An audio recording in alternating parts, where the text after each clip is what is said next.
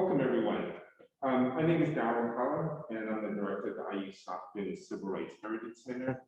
And I want to thank you for joining us this evening for what we believe is an important and timely discussion, reimagining a safe community. Although it wasn't planned, it is apt that we're having this discussion 1 year to the day that the name and image of George Floyd was seared across our collective consciousness. We all watched in horror and rage as this man was murdered before our eyes. The fact that he was killed by someone who had sworn to serve and protect us is all the more disquieting. This has led to calls to defund the police, to abolish the police, and other demands to address the disproportionate number of killings of unarmed Black and Brown people by law enforcement. It also furthered the effect It also furthered the effort to address the crisis of mass incarceration as it affects communities of color, who are far overrepresented in our jails and prisons, as well as among those on parole and probation. And while we believe that police reform is absolutely necessary to prevent needless killings of unarmed Black and Brown people, changing the face of policing is not sufficient to address the violence that is in our community and in our society. If more police and more jails were the answer, we'd be among the safest nations in the world. Here at home in South Bend, we've experienced a spike in gun violence and other forms of assault within our communities. This is part of a national trend in which some 200 mass shootings have been reported so far this year around the country. A partial explanation for this rise may be pandemic related, but that does not resolve the fact that we are a long way from having a safe community in which every member can thrive and reach their full potential. So our panel tonight and our discussion will consider various questions about reimagining what it takes to make the community safe. Some of those questions are, what would that look like? What is needed or missing now to realize that vision? And even more basic, what does safe even mean? Is it enough? Is it enough to increase surveillance and lock up the bad people? Or is more needed? What is that more? How does safety correlate to things such as quality of education and healthcare, living wages, and fully equipped playgrounds? To what extent do intangible factors like a sense of belonging and connection to others matter? These are the kinds of questions we want to entertain and discuss together tonight. And I'd like to invite you to join us by putting questions in the chat or comments that you might have along the way. And we'll try to get to them and have that as part of our collective discussion. So we have an esteemed panel this evening that will do a quick introduction, and then we're going to begin our conversation. But with us this evening, I'm going to go to my left, is Marla Godet, who's a mental health professional and educational advocate. We have Regina Williams Preston, a South Bend teacher for over 2 decades, a former Common Council member, and a longtime community organizer. We also have Nancy Michael, who is a neuroscientist and community activist who specializes in the neurobiology of trauma and brain function. Maya Perry, to my right. Maya is a recent USB graduate in education, a rising teacher, and a member of South Bend, Black Lives Matter South Bend's executive board. And finally, but certainly not least, is Delilah Huerta, who's an educator and restorative justice consultant. So starting with Delilah, I wanna, if you can just introduce yourself and just share with us what you do, and give us 5 to 7 minutes or in whatever time. What do you think, from your perspective, what makes a safe community? If we could reimagine that, what would that look like? So I'll start with the short story of my childhood. I grew up in Chicago in a thriving Mexican-American neighborhood named Pilsen. And so I was surrounded by people who looked like me, who treasured my culture, who shared the same types of interests in food and music, all of that. And in the middle of 8th grade, my family moved to Goshen, Indiana. At this time, this was 2000, they were getting a large influx of Mexican immigrants, and frankly, they didn't know what to do. And so the very first time that I walked into the door to register for class, the first person who saw me looked at me and said, "Oh, another one." And it was this greeting of not welcoming. They put me in remedial English, even though I was in advanced English class. At that point, I was taking algebra, I was in honors classes. They didn't even look at my test scores, my transcripts, nothing. They just made a bunch of assumptions. And with that action, I received that message that I'm not welcome, right? That I'm not treasured, that I'm not valued.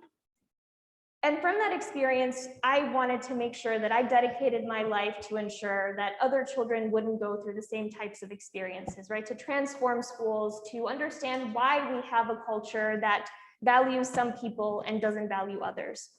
And so I know you can see sort of in the background, there are these words from some of my students from the Racial Justice Institute, which is one program that I do with 8th graders. But I try to make sense. My vision as an educator is to prepare students for the world out there as it is, but also to prepare them to change that world, right? To understand how to navigate that world, but to also be equipped with the skills and the energy and desire to change it. Because for me, that action, what happened to me as a middle schooler, and after that many times, I faced a different type of not safety, right? Of not experiencing safety, not necessarily any threat to my personal body, but to my spirit. And so when I look at oppression, looking at ideological oppression, institutional, interpersonal, I'm really driven to focus on that internalized oppression, right? The messages that especially students of color receive every day that tells them that they're not worthy. And that to me is violence, right? We are killing their spirits. And any conversation of safety also has to consider, how do we repair the harm that our children are receiving every single day through these very direct and sometimes indirect messages in our schools and in our community at large. So for me, any type of conversation of safety, and I've been working in restorative justice for several years now, is this really deep philosophical commitment to understand that every single human being is worthy and relational. And that it's by nurturing these healthy relationships, by creating equitable environments, and by repairing harm when it does happen, that when we do these things, we are driven by those values of dignity, of mutual concern and respect for every single human being. And so it's through this work that we create that sense of belonging, which I think is crucial, and that's different than inclusion, and I hope that we can dive into that a little bit later. But really creating a culture of belonging where everybody's values are incorporated and taken seriously, that are a part of rebuilding this world. But essentially at the core of what I do in my work, and what I think is crucial for any conversation of safety, is what does everybody need to thrive? Right, not just to be okay, not just to kind of manage and cope with the world, but what do you need to thrive? And we can't do that without incorporating every single person into this conversation, right? And not just asking them to the table, which is a common thing that we say in diversity work, right? Like everybody should have a seat at the table. Well, that's not enough, right? Because we need to make sure that everybody is valued, and that is different than just inviting somebody in. So for me, safety means having what I need to thrive, making sure that I own this work, right? That we all own it collectively. And so feeling a part of my whole self being valued and welcomed in a place. Great, thank you, Delilah. Maya, can you share with us your thoughts? Sure, so I'm Maya Perry. As Daryl said, I'm a recent IU South Bend graduate, going into teaching. And what you said, Delilah, really resonated with me about wanting to transform schools. So that's a reason why I went into education. But I also feel that when we think about safety in our communities, the most unsafe communities are those with the most kind of pronounced lack. They have the lack of jobs, the lack of healthcare, like good quality, affordable childcare, a lack of financial investment from the city, a lack of access to substance abuse programs and kind of transitional housing, and also just quality housing. We've seen that in South Bend, that is, rent continues to rise. People are still trapped into these very dangerous living situations, all because of poverty. And in these neighborhoods, there's this kind of critical mass of like disaffected and neglected people who are really routinely punished for being poor, and they're but not really offered any legitimate pathway out. So I think that when we think about safety, we have to make sure that we are being active, we are proactively dealing with the issues of lack instead of just punishment. Punishment does not, it's not helping. We've seen this over and over and over again. As Daryl said at the outset, if prisons were the answer to our problems and if they made us safer, we would be the most safe country because we lock up the most people. But that is not the case. We really need to stop criminalizing poor people and acknowledge and dismantle the barriers that keep them trapped in these cycles of trauma and violence. We have to put our money into the places where it can do the most good, into the hands of the people that are most affected.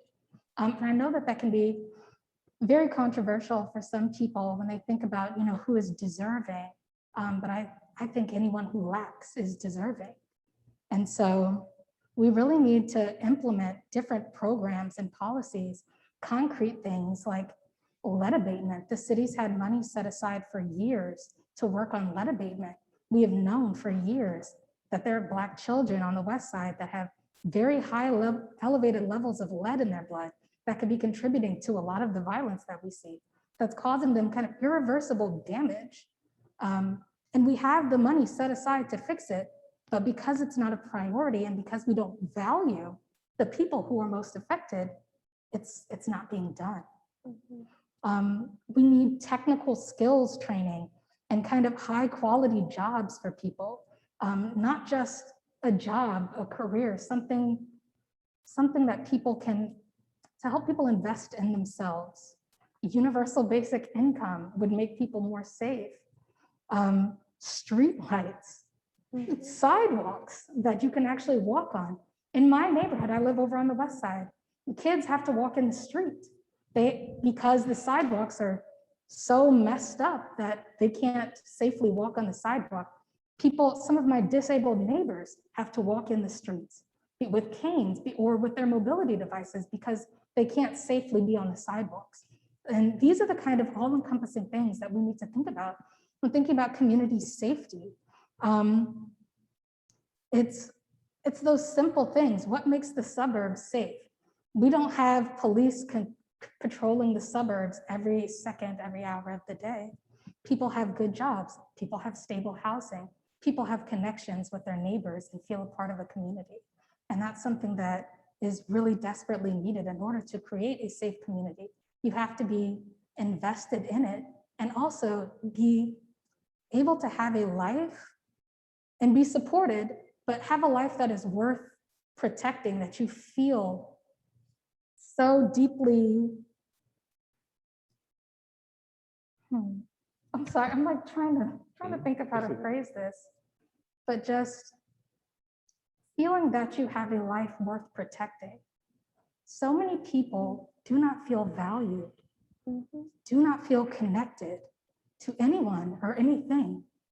And that is a major component of community safety. And I think above all, we need to actually ask the people most affected by crime and by violence, what do you need? What do you need? I think so often they're completely left out of the conversation while people kind of theorize and try to solve their problems without including them. And that's an issue as well. I'm trying to think if there's anything else. But basically, we need to help people build lives they want to protect, and we need to help them connect to one another in order to have safe communities. Great, thank you, Maya. And so a couple of things that you touched on, deficiencies in communities and a feeling of self-worth. We'll come back to those. Great, thank you. And to my left, Nancy Michael. Hi.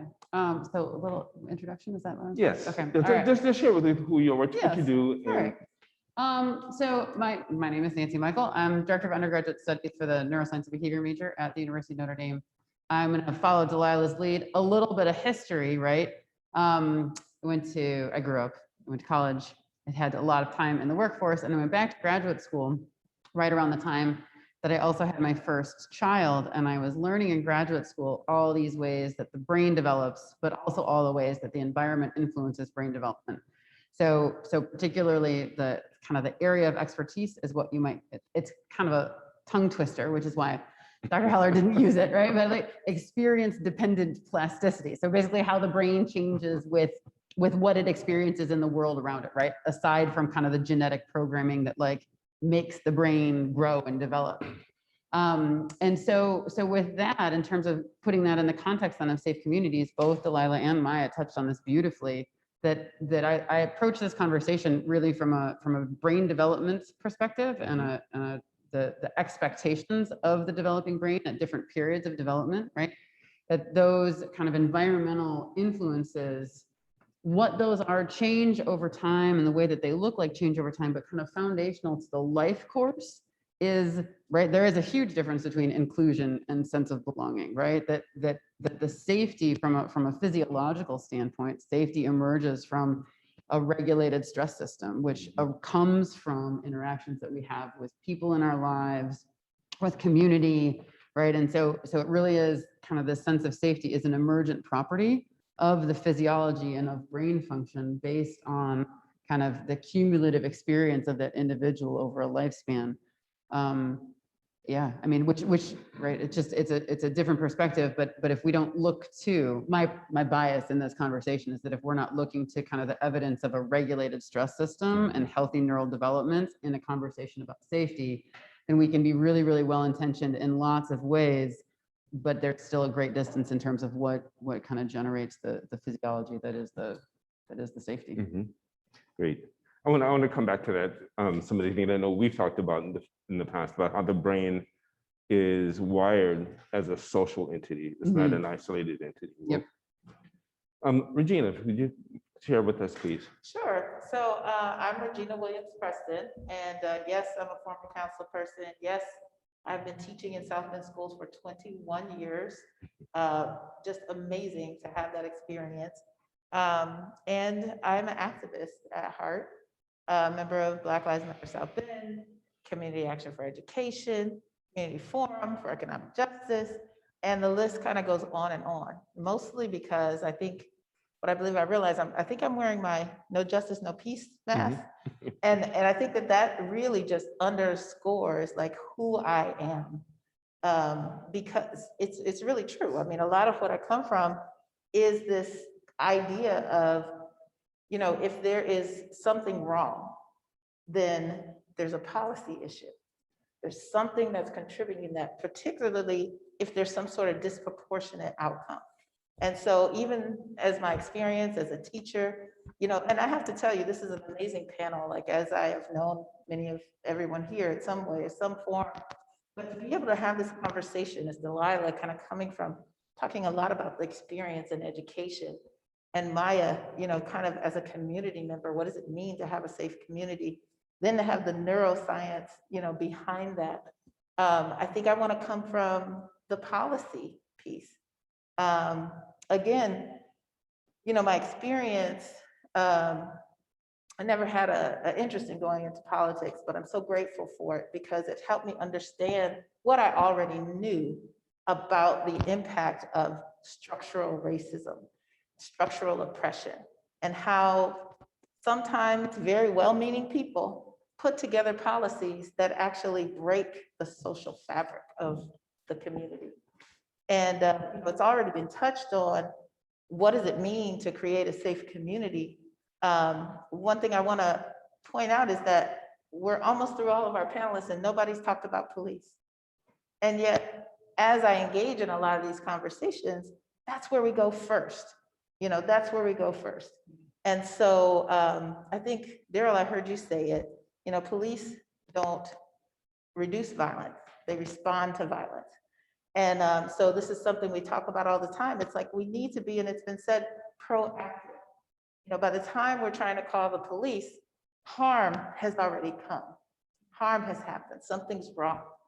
So a safe community really is a community where you have the resources and the support to actually prevent anything or violence from going forward or happening.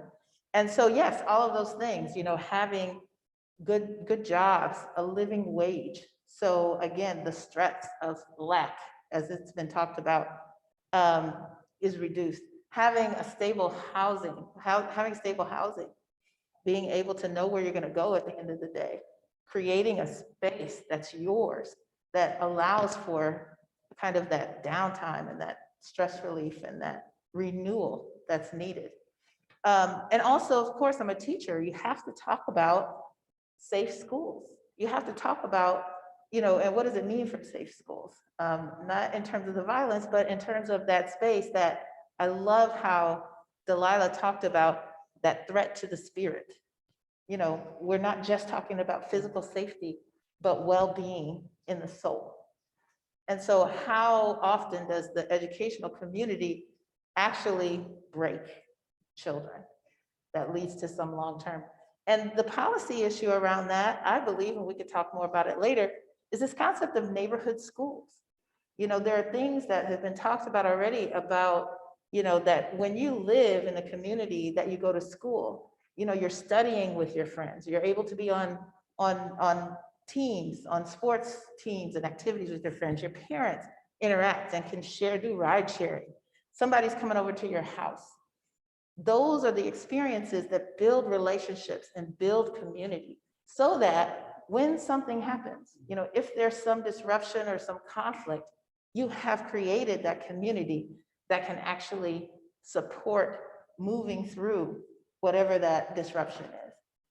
And so these, again, are policy issues, jobs, housing, education, that really create a community where people can connect with one another, can build those relationships, gain that sense of belonging we've all talked about, and make sure that everyone feels connected.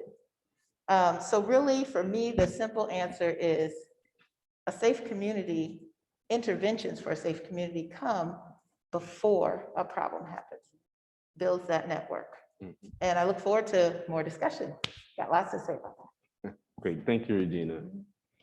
And last but certainly not least, Marla Godet, please share with us. Thank you. My name is Marla Godet. I'm a mental health professional. And amongst other things, I do a lot of different things, but I'm gonna tell you this right here is what matters right now. Safety. It's the foundation of Maslow's hierarchy, right? You have to be safe. If you're not safe, you're gonna respond to things in all types of ways.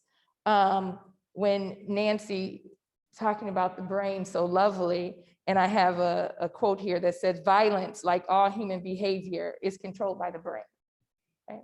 So if we're not taking the opportunity to address things that people think are so far beyond us, what are you talking about, the brain? Oh my gosh, your emotions, that it's the basics, it's the bottom line. We have to understand where these things are coming from, how we've lived in our experiences, and now what are we acting out? But how we've lived has been determined oftentimes by these policies that Regina is speaking about, right? And then, like I said, I'm a mental health advocate. I look at the trauma that people have experienced, and that trauma is experienced, your whole body remembers it, and your brain is gonna react to it. So when we talk about violence and we need to be safe, I have a little chart here from the Violence Prevention Initiative. It was in 2014. They give 9 types of violence. When we say violence, we're typically think, oh, physical and sexual, verbal. None of us have said any of that. None of that. But we've talked about this emotional violence and psychological violence and cultural violence. We've talked about financial abuse and neglect. We're not even, we say, oh, we're not safe, and people think we're afraid to get shot. No, we're afraid of stress of driving down the street because we don't know if we're gonna get stopped and it go wrong, right? We're afraid of going to school and being kicked out because we look a little bit different and you don't know what happened to me last night in my unsafe environment and my brain is reacting. So if I get a little fidgety, you toss me out of school. So safety in itself needs to be defined. What is that? What does that look like? The World Health Organization works with an organization. A safe community is a community where people can live, work, and play without fear or risk of injury. And I say that I feel that is what a safe community is, because I can live and play without fear or risk of injury. And that injury could be anything. It could be this cultural abuse. It could be, I need to be in a place where I belong no matter what. And I'm gonna be able to walk into Martin's and not feel like somebody's staring at me or looking at me. I'm gonna be able to go into a school. I'm gonna be able to do whatever I wanna do and not have this fear or even the risk of some type of injury. And we don't have that right now. And it's not all because of this aggression or this gun, knife, whatever physical violence that we're talking about. We haven't even mentioned it. So I would say that that is safety. We can create a safe community when people can live, work, and play without fear of risk or injury. And I would also just want to add that when you talk about the police, I made a note. It said suburb people call the police. City people get patrolled by the police. I grew up in the suburbs of Detroit. I didn't see a police officer until we called them. My family who lived on the east side of Detroit, we'd sit and wave at them and watch because they were all over the place all the time. So that's just something to be thought about. I am like, you need law enforcement, you need that type of thing. Everything needs to be in balance. Great, thank you. And thank each of you. Perhaps where we can start and just kind of open this up for us to talk together is what some of you mentioned is much of what safety is relational. It's developing relationships with one another, but it's also very much tied to the kinds of policies that are put out and the resources that are available. So let's start there. Like, what are the deficiencies? I mean, so as we talked about, what are the deficiencies and how can resources be redistributed? And what are some of those resources that are needed to really make safety more of a reality for our communities? And it's just open for anyone. Well, I think that there's the obvious that has been mentioned here, that lack that we talked about, housing, good education, and defining what that means. Schools that educate all children well, jobs and income. Those are all things that are policy driven. And when we have, we talk about, a good friend of mine talks about a funnel, and I love it. He talks about tax dollars. We all contribute to the tax dollars. No matter where you are, who you are, you all put money into this pool. And a very, very small subsection of this community, elected officials, take all of that money, equally put in by all of us, and redistribute that, right? That happens in every single city right here in South Bend. And this is what I think the power of, recognizing and lifting that up is that in a town like South Bend, we're small enough, we know who those people are making those decisions. And usually they're white men of privilege, like from middle or upper middle class. And so when we make decisions about who's in those positions, we need to be clear about what our needs are, what our expectations of them are, because those decision makers are redistributing our tax dollars unequally right now.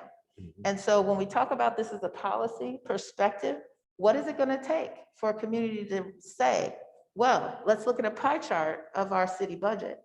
And when 60% or more of that budget goes to public safety, and yet people feel so unsafe, then we have to start saying, something's wrong. And so that's where I'd open the conversation in terms of how do we look at that pie chart and start saying, where can we redistribute these dollars that are mine? I want our dollars, I want my tax dollars to go to proactive responses or needs, so that, rather than when you look at public safety, what does safety mean? We talked about redefining that. So it's not just all of these reactionary things that over 60% of our tax dollars are going to, but we need to redefine as a community what public safety means and where all those dollars should be going in order to realign our budget with our values. And if I could add to that, I think that requires not only a shift in how we define safety, but on what type of response we're having. And I think you're absolutely right. So being proactive, right? Because so many of our efforts are simply responding to violence after the fact, or completely ignoring all of those other types of violence that Marla mentioned as well. And I was really struck by something that Maya mentioned earlier, about how we have so many people who don't value their life now because nobody else values it either, right? So there's nothing to fight for. And so when we consider that an act of violence, right, to have people who aren't valued, period, and don't value their life, right, that should be the conversation. And so many of our efforts to prevent violence aren't really preventing violence, right? It's responding to violence after it happens. And all of our efforts to respond to violence don't prevent further violence, and in many cases actually lead to more violence. So when we talk about prisons, right, and how we isolate people and cut them off from connections to other human beings, when they re-enter society, right, they are more damaged than they were before. And then we make it so difficult for them to access resources after that. And so the causes of violence, and I'm gonna, just say a few words from Danielle Sered, who's one of the leading restorative justice practitioners in the US. So she leads a program in New York called Common Justice. But she explained, violence is caused by shame, by isolation, by exposure to violence, and by inability to meet one's economic needs, right? And we never address those things when we respond to violence in our society, right? We have somebody who causes harm to somebody else, usually who has experienced harm themselves before, and then we isolate them. We remove them from the community. And the truth is that we can't ever fully dispose of somebody else, right? We can't do that. They are still part of our community. And nobody is disposable. And so in this conversation of how we meet these needs, I think we need to shift that fundamental belief, right? And we have to understand that nobody is disposable, that we need these connections, that we need to address the needs of everybody in order to actually prevent violence. And like Regina said, instead of just being reactionary, really being proactive in how we build connection and protect the dignity of everyone. I think that Delilah hit a strong point with that, the reaction, and we have all these people who have experienced the things she talked about, the violence, the exposure to violence themselves, the poverty, the lack, lack of self-esteem. You talk about that, and I have this comment I wrote last night: violence is not going to stop if we do not address the trauma that affects people, destigmatize mental health and mental illness, reduce barriers to care, teach self-efficacy and the value of humanity. Systemic issues that perpetuate poverty and implicit bias that are not brought to light and dealt with, that perpetuate the school to prison pipeline, are the causes for continued violence. These things happen every day because we don't know who we are. My people who have had my classes, what is my quote? Know thyself and do no harm. People don't know who they are. And we have young people who have no purpose at all. And when you don't have purpose, and I don't see purpose in you, I don't mind shooting you, because you ain't got no purpose and neither do I. I'm just going to jail. So what? There's no self-efficacy. There's none of that. And if we can't get people, the community, humanity, to learn about themselves and teach those behind us these values, these principles, and to help them define and identify who they really are and have value to themselves, it's a wrap. You're going to continue to have violence, and people will continue to move out of communities and create their own little safe havens because we're not doing what we need to do for the people, because we don't know ourselves, Daryl. And we don't want to address ourselves. Oh, implicit bias training, we can do that, blah, blah. Oh, how much is it? I wouldn't care if it was $1 million. You come up with money for everything else, come up with the money for what matters. And many of you talked about trauma and how that affects and perpetuates violence and people's reaction to it. I want to bring Nancy into it. If you could talk about how the brain, like how our physiology and how our neurobiology works around trauma, how that affects behavior and how we experience both violence or the lack thereof. Yeah, absolutely. So from a developmental perspective, so I know Marla brought up Maslow's hierarchy, right? Like, so I've been working on this thing, right? That safety, right? And so there's definitely validity in Maslow, but safety from a neurobiological construct emerges from secure attachment, right? So like if you think about an infant and what an infant can do, nothing, right? I mean, they can cry, right? That's basically about what they can do. But that's their only way of communicating. And so infant cries, and then the physiological and neurobiological expectation, sorry, I forgot to rotate my body, is that somebody responds to that in a consistent and compassionate and affirming way. And through that protracted relationship over the course of development, kind of the neurobiology and the physiology wire up in a way that allows the foundational brain architecture for that individual to know that they are safe, that they are cared for. And through that consistent and responsive care, those are, you mentioned self-efficacy, right? Those are the earliest stages of the neural constructs that are necessary to grow self-efficacy in the brain and in the behavior. All right, so all of this stuff has a fancy word called species expectant experiences, right? So that just basically means that we as a human species expect certain things from our environment at different stages of development. And these can exist in all kinds of sensory modalities, right? So like visual input is absolutely a neurobiological necessity if we're ever going to see, right? We have to be able to crawl and explore if we're ever going to be able to walk and balance. We have to be able to touch lots of stuff and taste lots of stuff. And these things unfold at different periods of development. Fundamental to that and an expectation throughout that entire time is that we have kind of consistent and caring mentor, right? Like, who is your primary caretaker? Secondary caretaker. Humans do this funny thing called allo parenting, which basically means that like, hey, I'm busy. You got my kids, right? This idea of the sense of community that you talked about in terms of like neighborhood schooling and everything, right?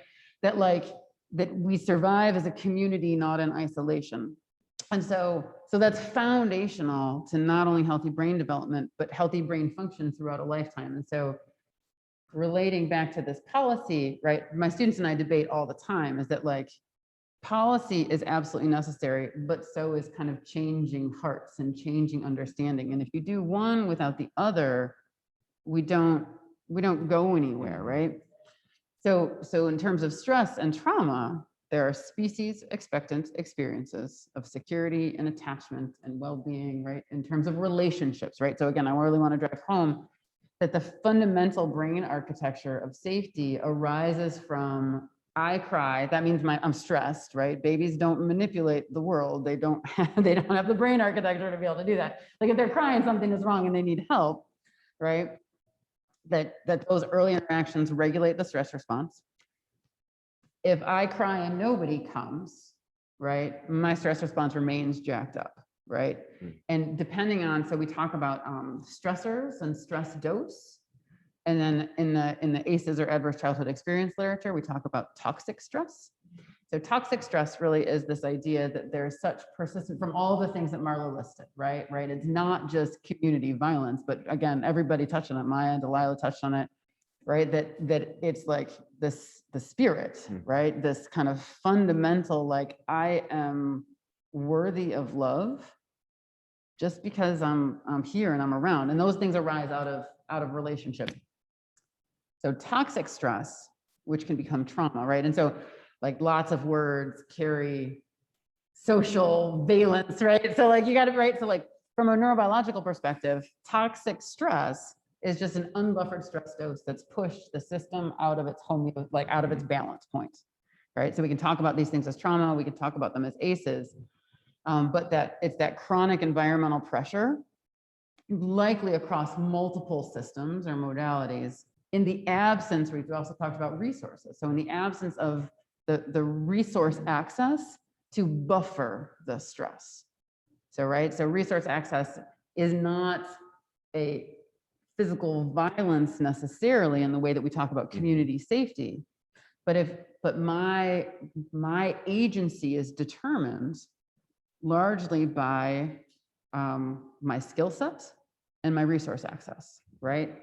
My skill sets, what can I do? How do I regulate my own body? Resource access, what network do I have? What social network do I have? What financial resources do I have? You know, where do I live? What kind of community setting? How can I draw on the schools, right? So resources are vast, right? But a lot of the culturally, I think what we neglect a whole lot is relationship resources. Again, from a neurobiological system, the importance of relationships as being these really, really powerful buffers of the stress response as well. But that's not the only thing that's going to solve the problem. Does that? Yeah, no, don't. Okay. It's great, thank you.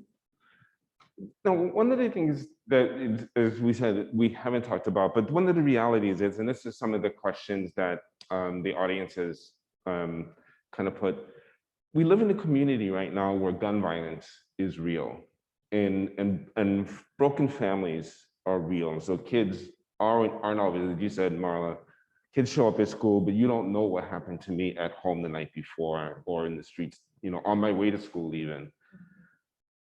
How do we deal with where we are now? Given the level of gun violence, what are some steps that we need to be thinking about moving in the direction of more safety? Man, I just can't wait to hear Delilah's response to this, honestly, because to me, it's everything that we've been talking about. This is how we address it now. And I'd love to hear, you know, about how do we repair harm and the philosophy behind that work. Again, I'll go back to Sared's, causes of violence, right? Shame, isolation, exposure to violence, and inability to meet economic needs. So I'm going to let the policy folks deal with the policies for that, although I'm a huge proponent for more restrictions on gun ownership. So I think that that's certainly something that we need to do. But going back to Maya's point from the beginning, right, and points that came up later, people kill people because they don't value life, right? It is very easy to shoot somebody when you don't think your own life matters, and you see somebody else and you don't think their life matters, because to some extent it doesn't, because the rest of the world does not give you the opportunity for your life to matter, right? How can you tell somebody your life matters when every single evidence that they experience tells them otherwise, right? That's that cognitive dissonance. Like they have this message, right? They might have a mentor in their life telling them, you can do it. It's like, but they see in their experience, no, I can't, because everywhere that I go is a closed door. So we need to make sure that we're addressing those closed doors, but also creating opportunities for us to build relationships. We live in this type of world where we're so separated from one another, right? In this capitalistic, individualist society, right? Where the primary goal is for one person to succeed at the expense of other people, right? We have lost those connections that make community. And so I am a firm believer that if we actually create real, and I'm speaking at least for schools, right? If we create environments where students actually see that they're valued, that their dignity is respected, that they can build connections with each other, that their life matters and that their classmates' life matters, I firmly believe that that reduces violence, right? And yeah, it may be slower, but we're not investing in those types of, and that's not even a program, right? It's just a philosophy of living, a way of living, that we learn that we belong to each other. Like, how fundamentally different is that from how we operate? That we belong to each other, right? That I am me because you are you, right? That Ubuntu, that in Lakesh, right? Every single culture around the world, except for the United States, has this philosophy, right? Namaste, right? You greet each other. It's like, I recognize the divine in you that's also in me, right? All of these different cultures have this belief that we belong to each other. And we have completely destroyed that here, right? We teach our children, Bettina Love calls this the educational survival complex, right? We force our students to survive and kick them out if they can't, right? That's a huge message that they receive, that their life doesn't matter. And so I want to see us shift the way that we view relationships, that oftentimes they're seen as just like the secondary issue that doesn't matter. And I think that it is a core issue of how to reduce violence, that real, gun violence, that is killing people's lives. I don't want to put that aside to think that that doesn't matter, because I think that it is the core of reducing violence. And I just want to say one thing to everything that you said, absolutely. But I want to be clear that I don't believe it takes a long time. Because I think each of us, if we're lucky, we've had an experience where you've made a connection with someone, or you had an experience that changed the whole way that you saw some particular issue, maybe even yourself. And I believe that if we believe in the power of relationships, which I absolutely do, that we can create those experiences within our community so that people see things in a different way. I used to do training, diversity training, and we had these weekend experiences. And just the power of being together, being with people who you perceive to be different from you, and spending that time. Some of us have either been in college or been whatever, but when you have those long nights, where you're just talking and engaging, that transforms people. It transforms who you are, how you see the world, and you can't see the world the same way again. And I think that those are the experiences that we can create if we have a vision to do that as a community. And we can very quickly change how a child feels about themselves. Being a teacher in a classroom, the experience that you create in that classroom does everything that has been talked about here. You can create that space where a child, no matter where they come from or their history, their experience, that they find themselves, they find that sense of belonging, that connection, and they see themselves in the world in a whole different way. So Regina, I agree with that. So do we do that with new teachers coming in, or do we force current teachers to learn to know themselves? Because we can say that this can happen in the classroom, but when you have teachers who 80% of teachers in the United States are white females. However, 70% of teachers in the United States say that they fear Black boys by the age of 12. Well, that's statistics. So if you can't tell me to build this relationship with somebody who I'm terrified of. So how do we say what Delia is saying, that we have to create this sense of togetherness and belonging, and I see the good in you, when they do not, period, see the good in those children, nor do they know it. Right? That's my issue, is that we won't even force people to get appropriate training that then becomes transformational, so that we mark and note that there's improvement in the teaching and in the, reduction of suspensions and higher graduations rate our school system, talk about policy changes. We've paid people for over 40 years to tell us what to do, and yet we refuse to do it, even when the community says, do it. So even when the community speaks, the people in charge still don't do it. And I'm with you, because we've been having this conversation about schools forever. If you can't make them do it, then what? I'll tell you what I've seen. It takes courage in leadership. Mhm. It takes the right people in those spaces. And in order to get the right people in those spaces of leadership, let's just talk about the schools, because it's the same. Schools to me are a microcosm of what's happening out in the larger world. But when you have a leader who says, one of our core beliefs is equity, and we are going to hold race and all those critical social issues at the center and have a focus on children and families. And then what does that mean? Like, how do you live that out? Well, that means we're going to be having these conversations about race. That means you are going to look at yourself. And you know what? If that doesn't work for you, then maybe you need to find some other place. If you're going to continue in the profession, maybe this isn't the space for you. And we have to have leadership who's willing to coach people out. I'm not saying you're a bad person, but this is where we're going. And maybe you're not going to join us. Maybe you need to find somewhere else.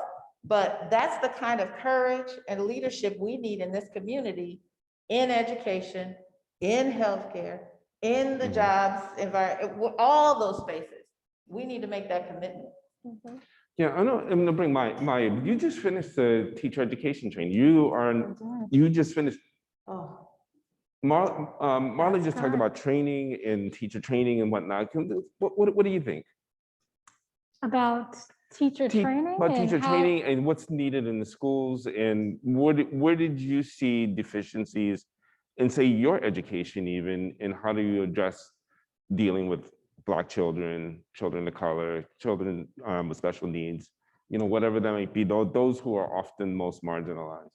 So I feel that a lot of the deficiencies that I saw, I guess, within the School of Education and within teacher training in general was this tendency to center whiteness and operate from what makes white people comfortable at the expense of Black and brown children.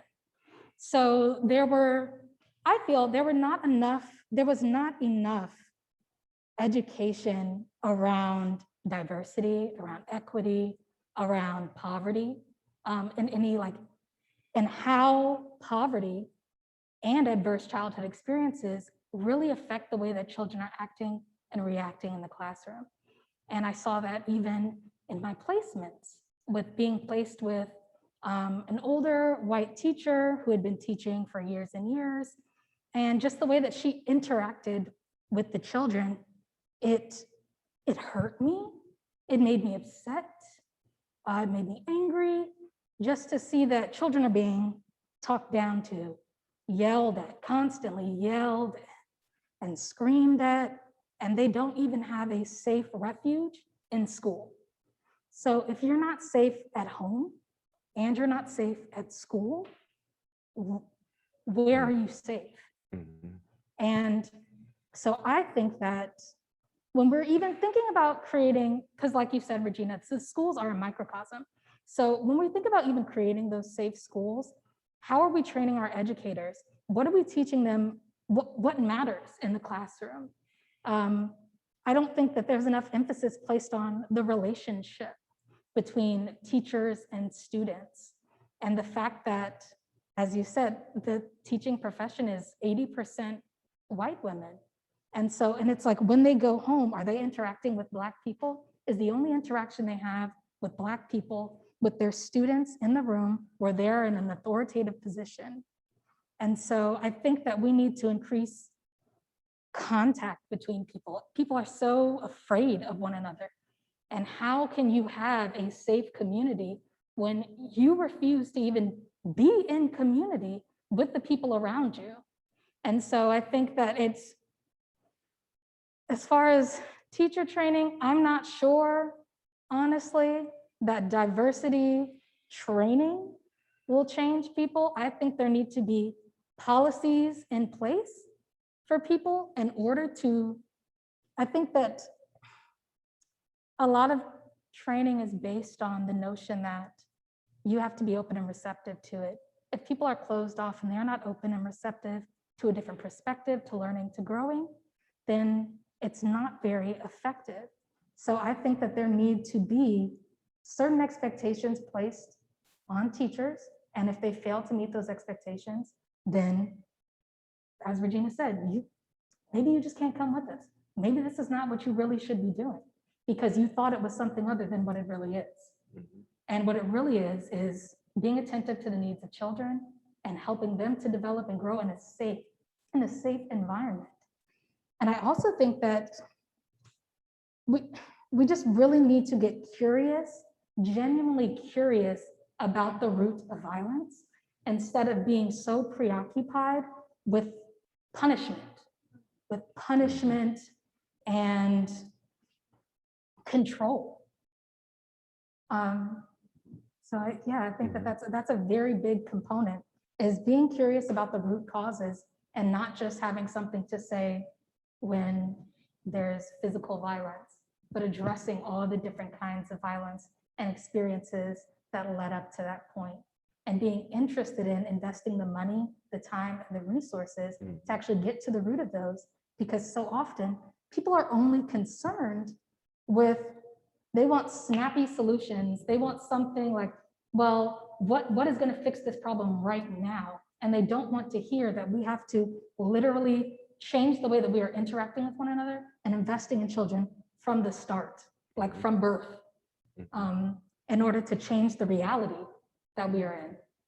And I'll add, they don't want to hear that the change starts here. Yeah, that the first. change starts within them. They don't want to hear that piece. What are you doing about you?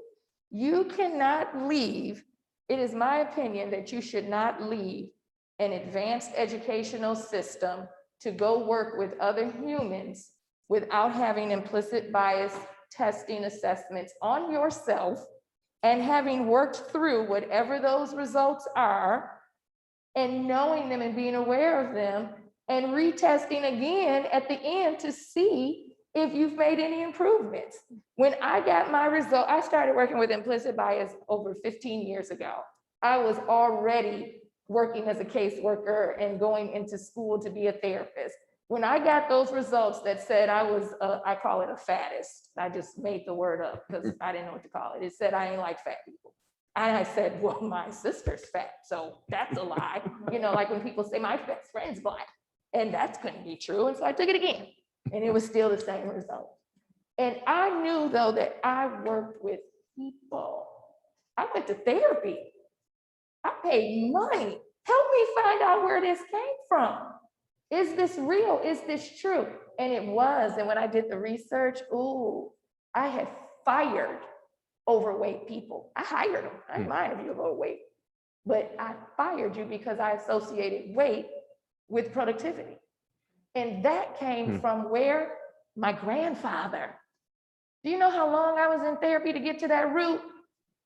And do you know how bad I feel when I tell these stories in my implicit bias training all these years later?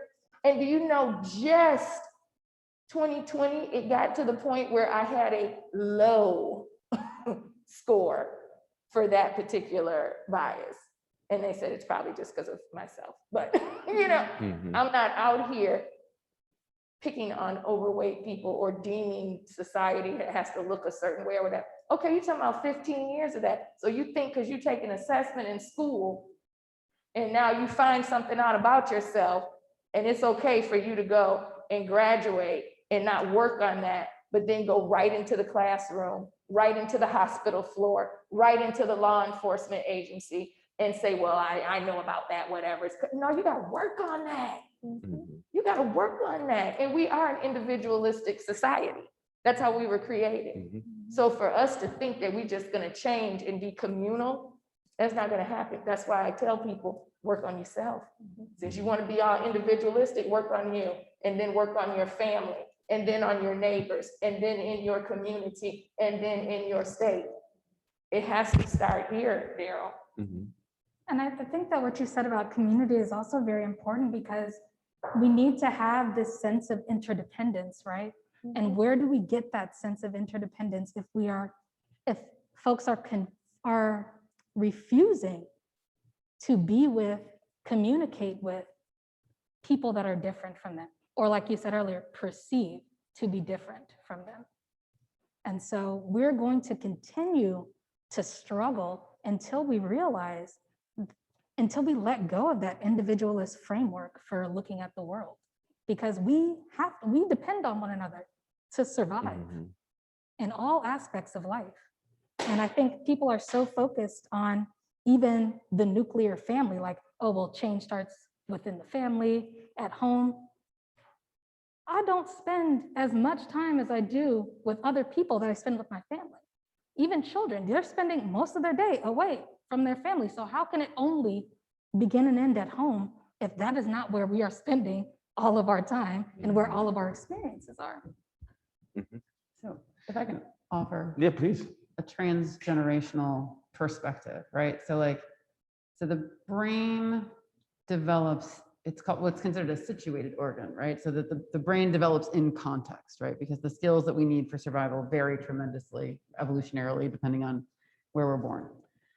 So cultural systems are also inherited, right? And so the kind of roots of implicit bias, right? Like cultural systems were put into place generations, centuries, thousands of years before any of us were on board, right?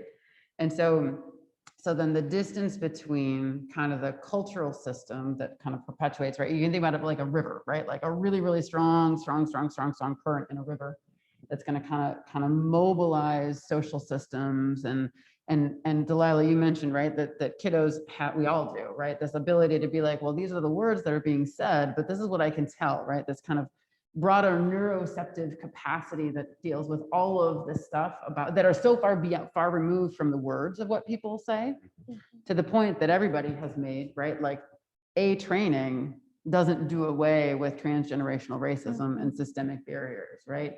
A training doesn't do away with transgenerational trauma, right? One of the things I love about restorative justice is it's like just punish it. So if we want people to behave a certain way, right? The brain is kind of lacking the neural architecture that supports the production of those behaviors that we're asking them to do. If you just lock somebody away, like there's no skill building, there's no repair of harm, right? None of the structures support, right? The alternative brain architecture that would be necessary to heal the harm that caused, right, the behavior in the first place, right?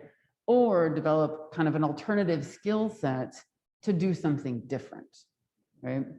And so from a cultural perspective, right, all of these things, right, we have to just kind of, we live in the United States of America, right? Like it is capitalistic, it is individualistic, it is all of these things, and it was founded on violence, right? And violence was present in kind of European ancestry before, right? Like the people, the white folks that came to this country were also fleeing violence, right? So like it is so deep within the fabric of this country. And so kind of culturally, right? Like my dear friend Daryl taught me, right? The construction of race based on color of skin in this country and how that's kind of been perpetuated. And it's the thing that we can look to and label people, right? In terms of implicit bias and fear and separation. A single training doesn't do anything, right? Because again, in terms of synaptic architecture, right? When you read headlines with zero experience, the only thing that you have a chance to potentiate in your architecture is that like, ooh, that place is violent. Who lives in that place? Oh, people of color, right? And in the absence of earnest relationship, right? Relationship is totally key. In the absence of earnest relationship, we never get to diversify the neural architecture. In the absence of earnest relationship, and God's say friendship, right? We don't ever get to listen and experience and learn the stories of others, right? And again, so living in the United States of America, right? Policy, it kind of has to be wedded with kind of changes of hearts, because one of my students did a project, it's going to be a little bit of a detour, but I promise I'll come right back. All right, one of my students did this, she was working with WIC, this semester to develop kind of like neurobiology of brain development, why nutrition is important. And she did a project on food deserts, right? And she comes from Nashville, and she's an affluent white student, and she looked at kind of like the redlining, the historical redlining that's taken place that really divides the city very, very much. Well, policy changed back in the 60s. Guess what didn't? Neighborhoods, food act, right? Like none of the other things changed. And so again, it's kind of this both and, because despite the fact that policy changed, there have been historical systems that have been placed long enough that put so much current into the system that, to Marla's point, that unless we really, really intentionally say like, ooh, you know what we can all come around? Healthy kids and healthy communities. What is the evidence base and what do we need to do, right? Because again, I think so many suggestions can really be really well intentioned, but if it's at a distance from the way that we repair harm, from what the brain needs, from what the physiology needs, from what do I need to do to diversify my experience so that my stress response isn't activated in a classroom full of brown kids, right? Like, and those are hard conversations. So back to Regina's point, right? Like if we really want this for our community, we all have to be courageous and we all have to be willing to be vulnerable, because we all, right? So bias is the way that the brain works. Like we all have them and they're kind of ugly, right? And we don't want to talk about them, but we have to, because that's the only way that we get to move forward. And moving forward together is really the only way that we can recover from all of this. I love that, what you're talking about in terms of, you said, changing the neural architecture and our responses to our environment that are like automatic, because it's based on our understanding of the world in one particular way. If you don't diversify that, if you talked about seeing headlines and having no real experience, and it just goes right back to, again, in education, I was in a room with the union, just nothing but union teachers, and a former superintendent asked, it was one of those listening sessions. All right, nobody else is here. Like, what, I have a question for you. How many of you are afraid in your classrooms? And 80% or more of those hands went up immediately. What is happening? And I hear it, that's a common refrain from teachers. Well, I have to fight to my classroom. I'm scared in my classroom. I'm afraid to be in my hallways.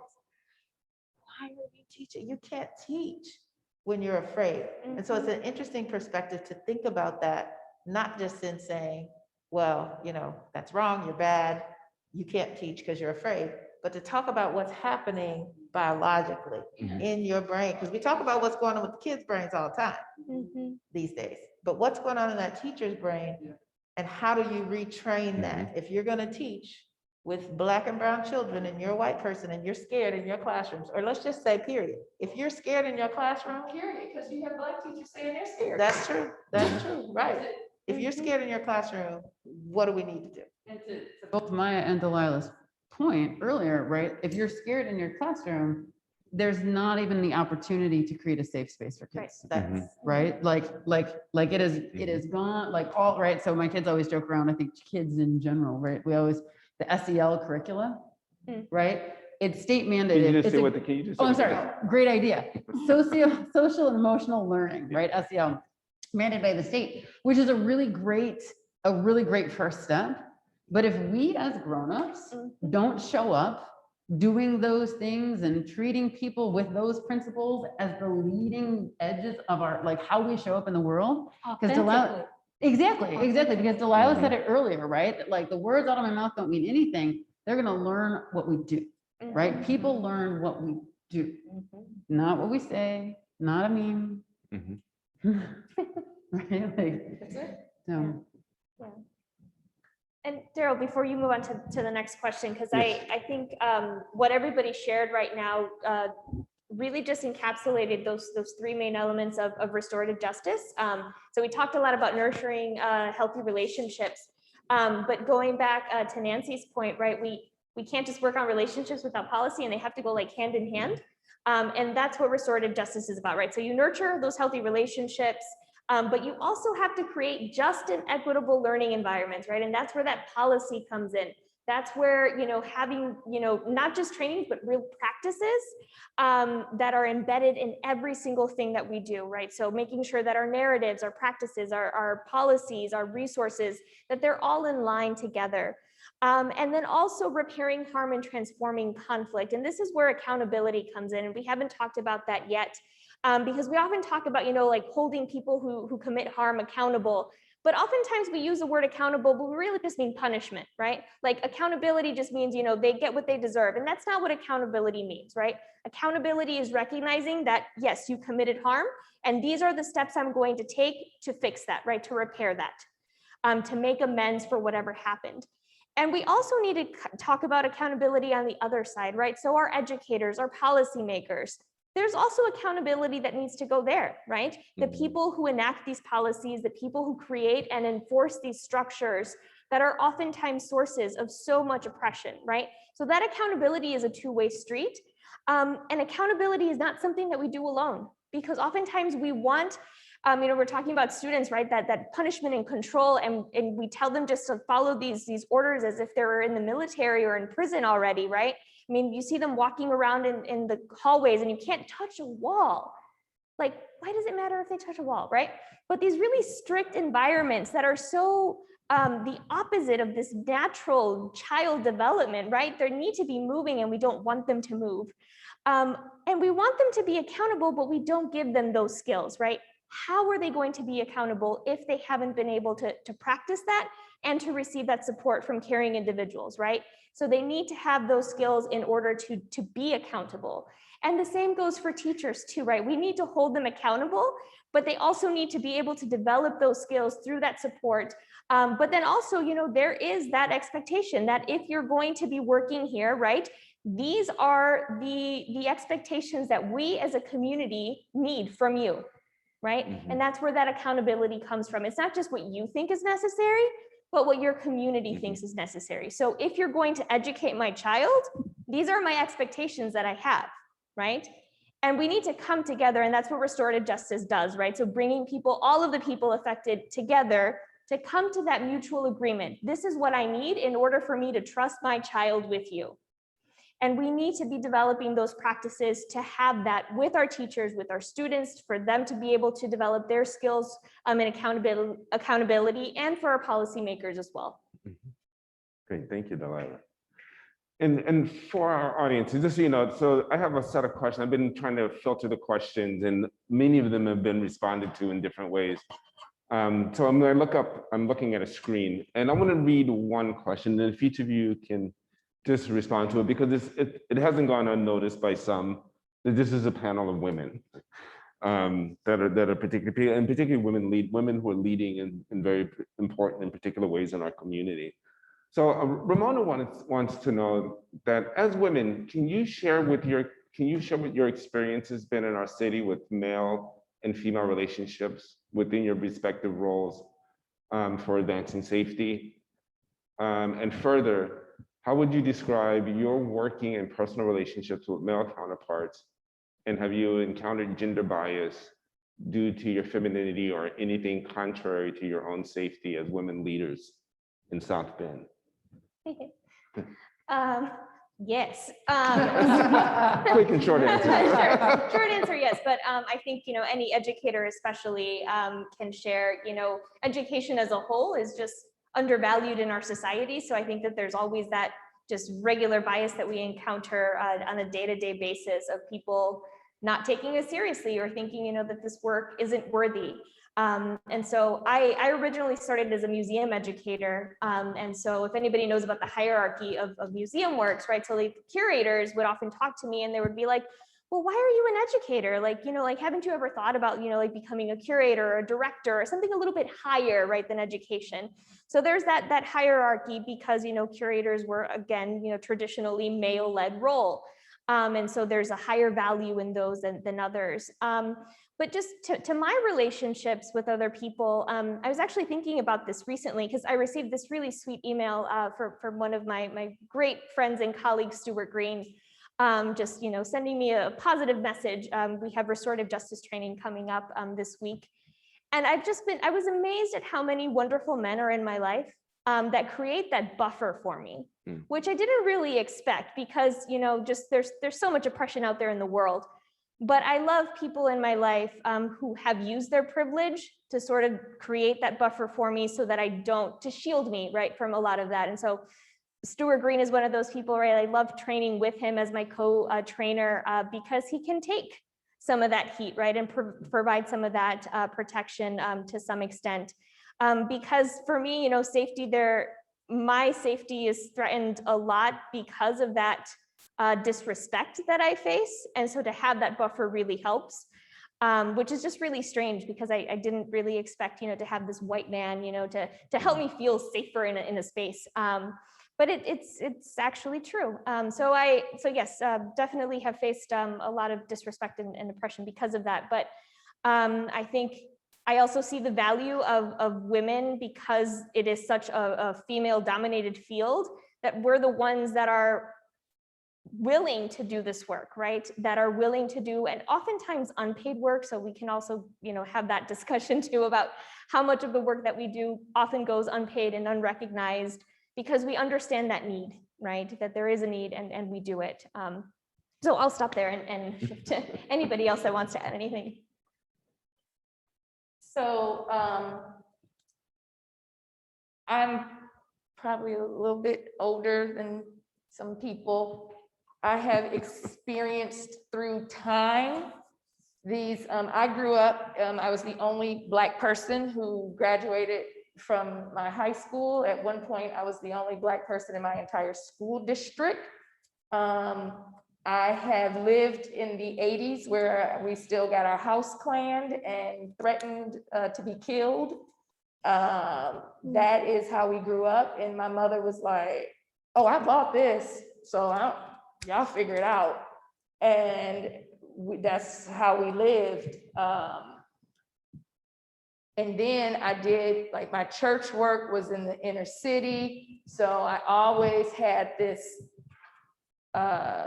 ability, I guess, to learn. Nancy talked about our experiences. When I took the bias test with the gun violence, I always score high for white people having guns because I didn't know Black people who had guns. I grew up with 6-year-olds who could shoot, that they hunted, they did. So I have very different experiences. I've lived in Detroit area that is automotive, whether you're in the plant or you're in marketing, in the office, whatever. I worked in sales and marketing. I had a lot of opportunity. I was young, Black, and female. And I too, Delilah, had white male mentors who knew what I could do, and they knew that they needed me. I have always took the position of I am going to be valuable, whether I'm Black, female, young, now the next ageism category. And so working here in this area, I had already experienced so much and had been mentored well by men who would say this when you talk to that person. Mm-hmm. Why? Because this. Like, and I'm not the person to be, I ain't talking to these white folks and these men. I had no choice. I wouldn't have been talking to anybody. And I know that I have a purpose. So I allowed myself to be mentored. I've had positions here where there have been women that have raised up against me. Not so much men. When I had a situation with a white male, I had learned enough that, did some documentation, did some things, and it worked out in my benefit. As far as advocacy work, providing educational services and things like that, there are no men around here that do what I do. And most of the women don't do what I do as well as I do, and I know that. So whoever is asking the question, make yourself valuable. You make yourself to be in need for the community. So those people are coming to you with respect at that point for your knowledge. It's not about you. You are a piece of flesh.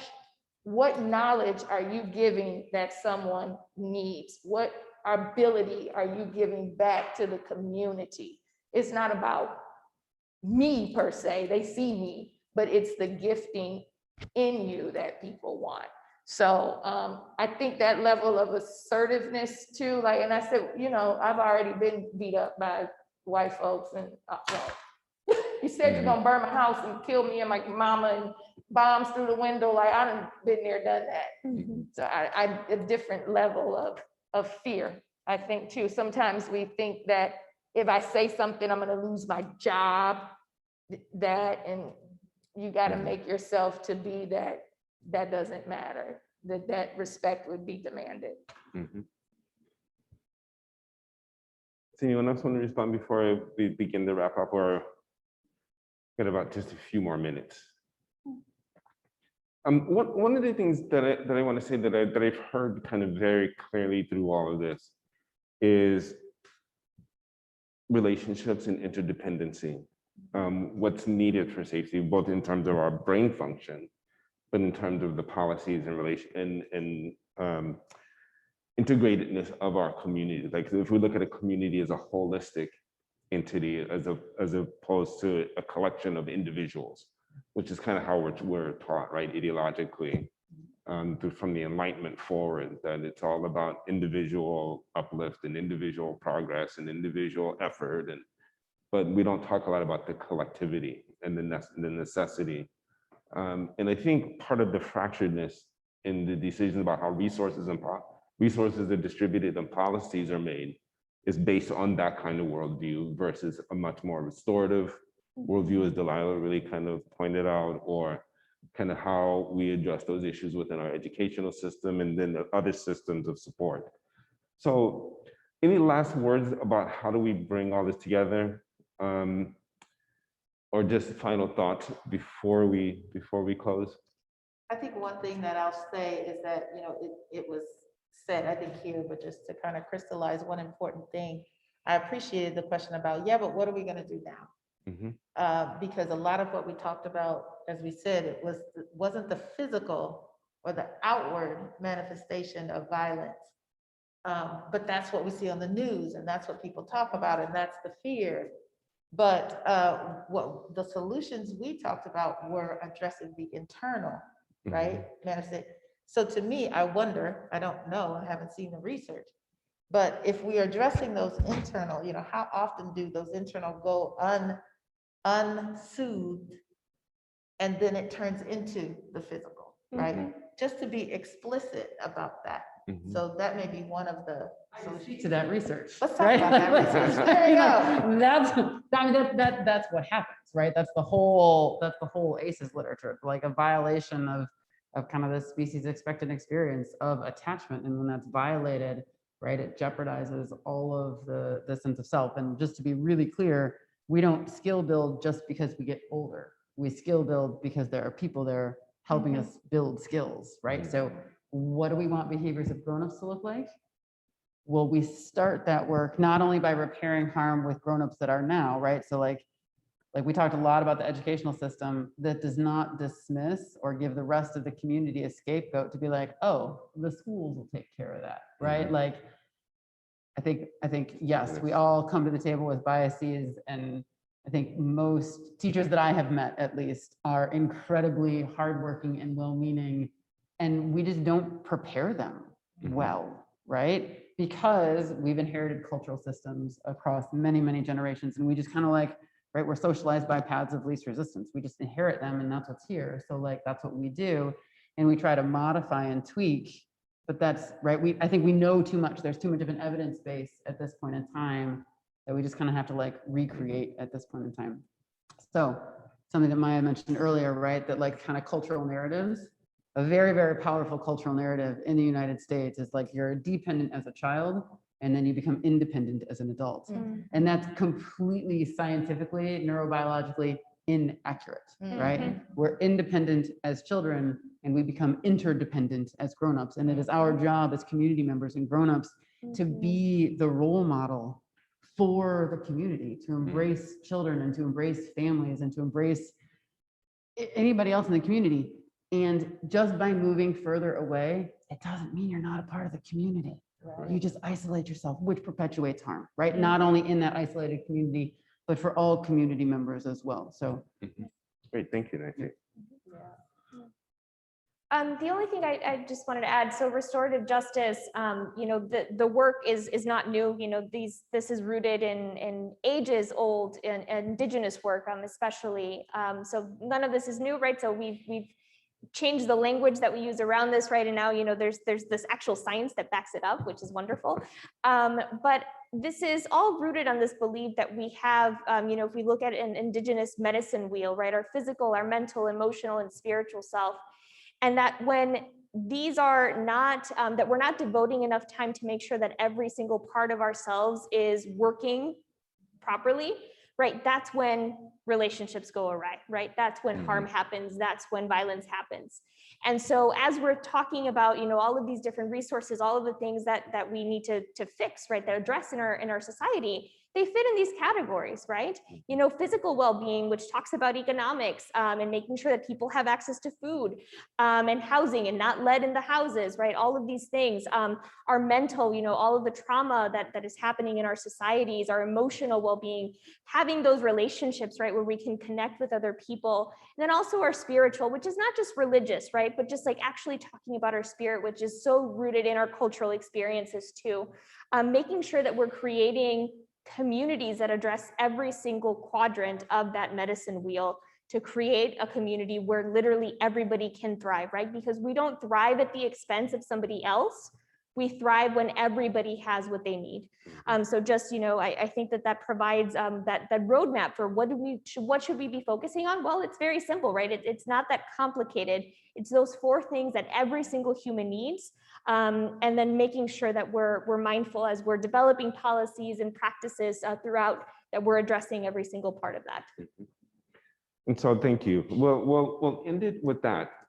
We'll end it with creating a community that's safe where everybody thrives. And also to your audience, we want to let you know that this is just the beginning of a conversation, or actually just another part of an ongoing conversation. We will almost certainly have another community broad discussion like this in the fall. So stay tuned and thank you for joining us this evening.